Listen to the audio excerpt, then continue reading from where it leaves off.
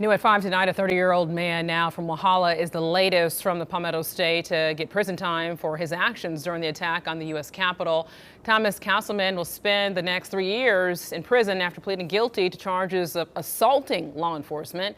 The court records show that Castleman taunted officers before stepping forward and then spraying them with pepper spray in close range. He was arrested back in 2023.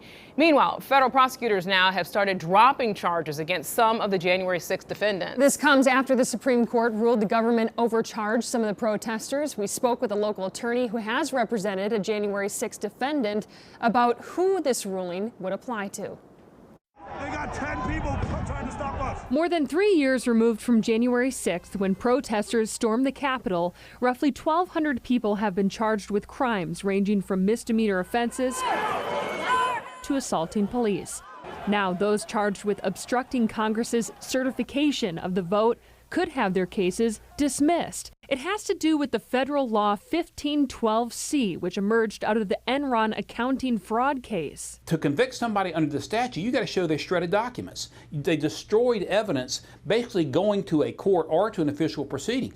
And the problem that the government has now is that none of these J6 protesters did that. Don Brown represented Fort Mill resident Elliot Bechet, who pleaded guilty to disorderly conduct in a Capitol building and other charges. This ruling wouldn't apply to him. The most famous example is Jacob Chansley, who wore a horned headdress during the uprising.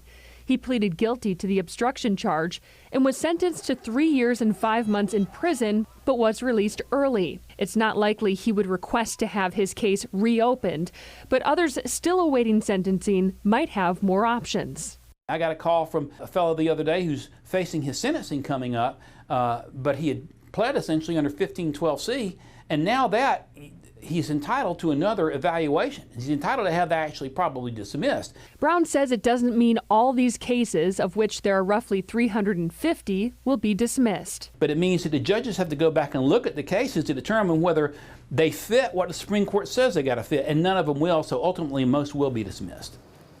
Brown says while it is difficult to sue the government, this has now opened the door for these defendants to exercise that option.